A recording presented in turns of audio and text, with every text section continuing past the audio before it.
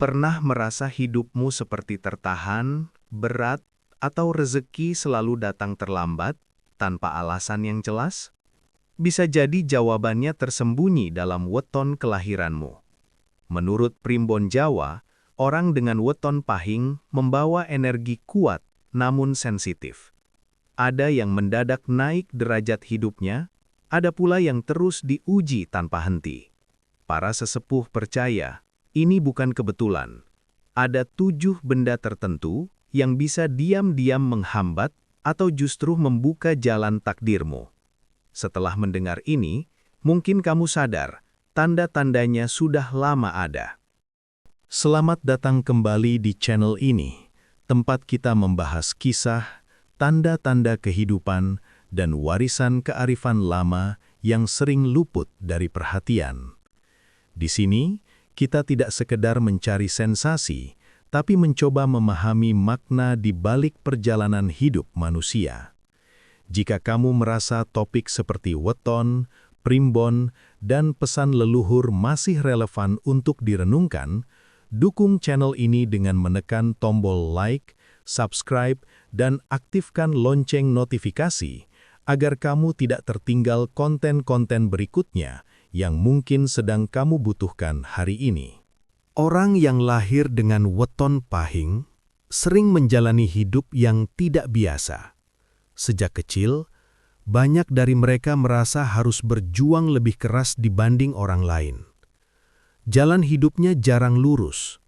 Ada saja ujian yang datang silih berganti, entah dalam bentuk ekonomi yang pas-pasan, hubungan yang penuh cobaan, atau kesempatan yang selalu datang terlambat.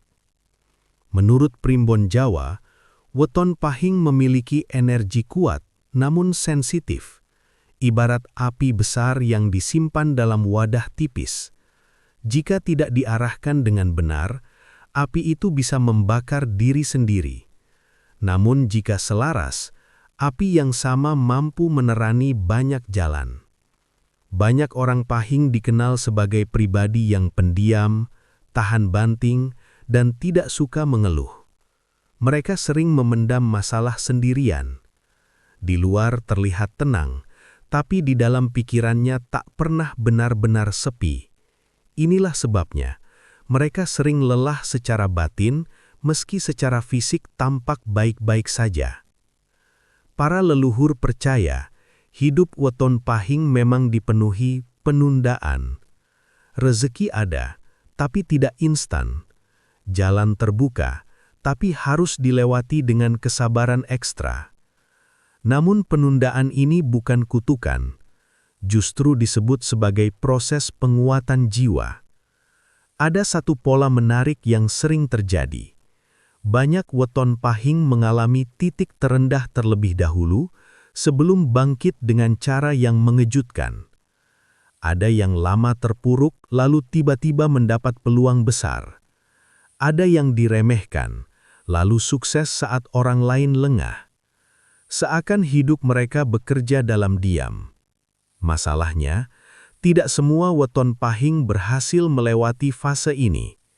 Sebagian terjebak dalam rasa putus asa, menyalahkan nasib, atau kehilangan arah. Disinilah Primbon memberi peringatan. Ketika energi batin tidak seimbang, hal-hal kecil di sekitar justru bisa menjadi beban tambahan. Karena itu, orang tua zaman dulu selalu mengingatkan, weton pahing harus lebih peka.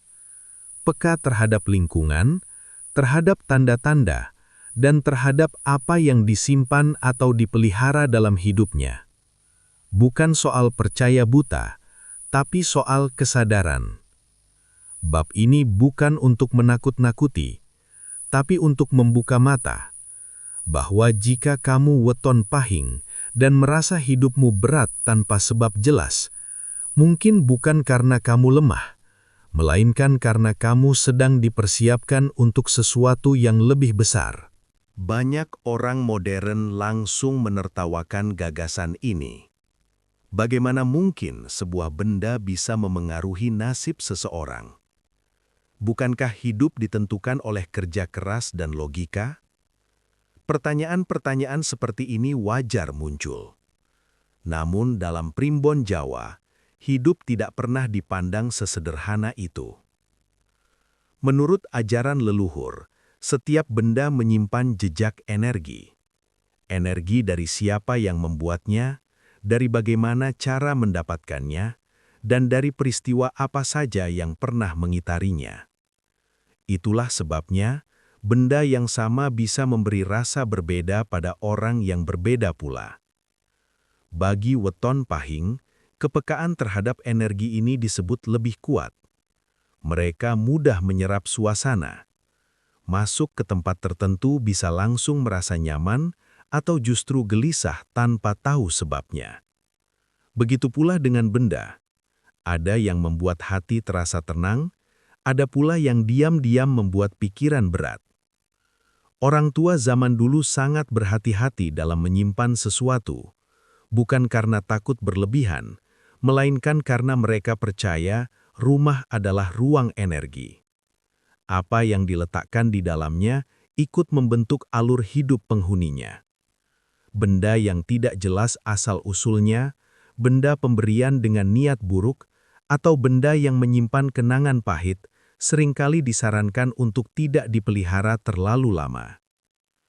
Primbon tidak pernah mengajarkan ketergantungan pada benda.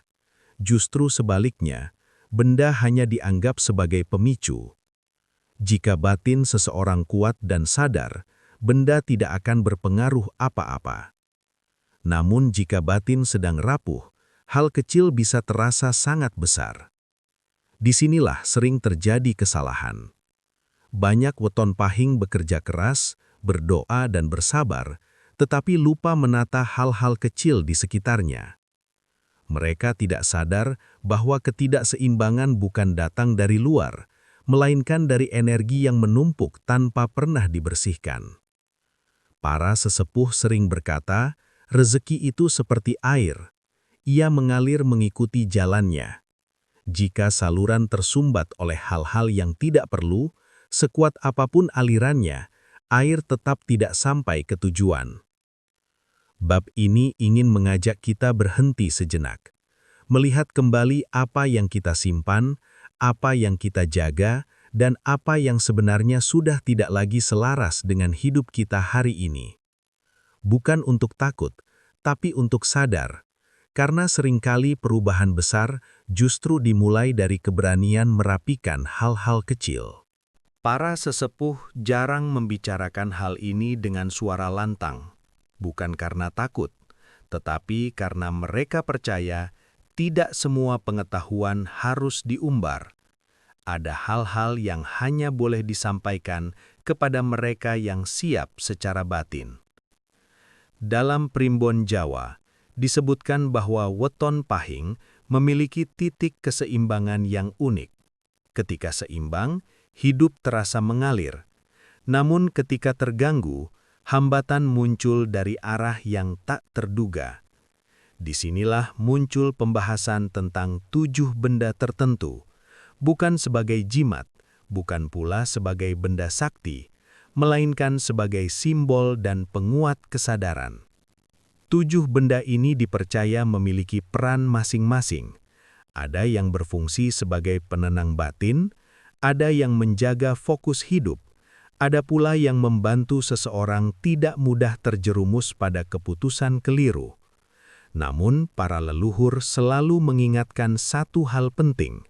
Benda-benda ini tidak bekerja untuk orang yang serakah atau ingin hasil instan. Kesalahan paling umum adalah menganggap benda-benda tersebut sebagai jalan pintas, padahal primbon justru menentang cara berpikir seperti itu. Benda hanya ibarat cermin, ia memantulkan kembali apa yang ada di dalam diri pemiliknya. Jika niatnya lurus, efeknya terasa ringan. Jika niatnya kotor, justru bisa menjadi beban. Banyak kisah beredar tentang orang weton pahing yang awalnya menyepelekan hal ini. Mereka menyimpan benda tertentu tanpa tahu maknanya, atau menerima sesuatu tanpa memahami niat di balik pemberiannya. Perlahan, hidup mereka terasa tidak sinkron. bukan langsung hancur, tapi penuh hambatan kecil yang melelahkan. Sebaliknya, ada pula mereka yang mulai lebih sadar, bukan dengan mengoleksi, tetapi dengan memilih. Mereka belajar melepaskan benda yang tidak lagi membawa ketenangan. Mereka menjaga yang perlu dijaga dan merawatnya dengan sikap hormat, bukan pemujaan.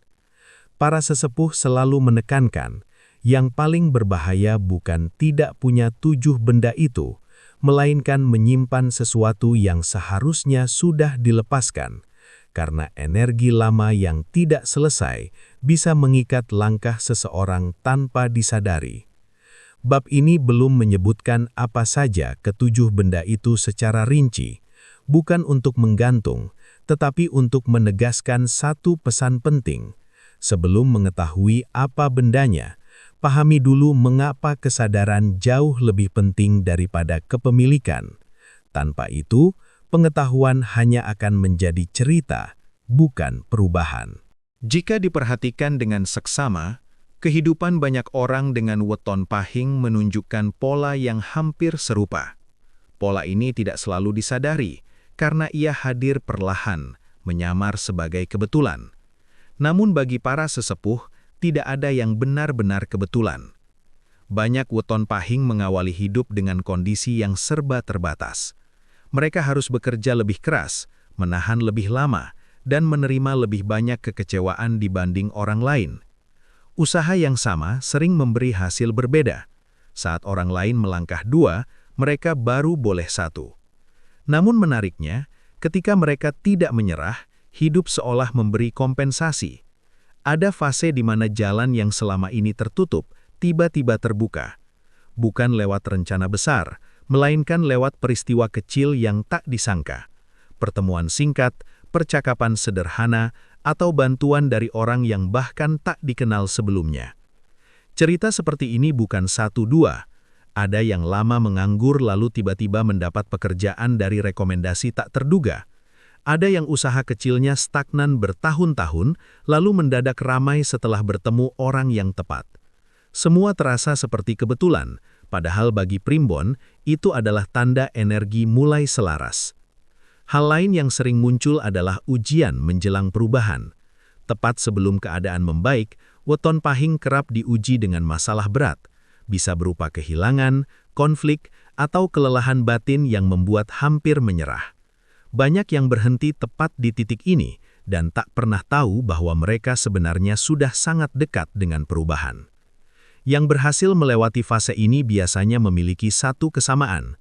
Mereka mulai lebih sadar, bukan hanya bekerja lebih keras, tapi lebih bijak memilih. Mereka belajar berkata tidak, melepaskan yang membebani, dan menjaga hal-hal kecil yang dulu diabaikan. Bab ini bukan untuk membenarkan mitos, melainkan untuk mengajak melihat pola. Jika kamu weton pahing dan merasa hidupmu seperti bergerak di tempat, mungkin bukan karena kamu salah jalan. Bisa jadi kamu sedang berada di fase penentuan, fase yang menuntut kesabaran, kesadaran, dan keberanian untuk berubah dari dalam. Kesalahan terbesar banyak orang dengan weton pahing bukanlah kurang usaha, bukan pula kurang doa. Justru sebaliknya, mereka sering sudah melakukan terlalu banyak hingga lupa mendengarkan dirinya sendiri. Dalam Primbon Jawa, hal ini disebut sebagai kehilangan arah batin.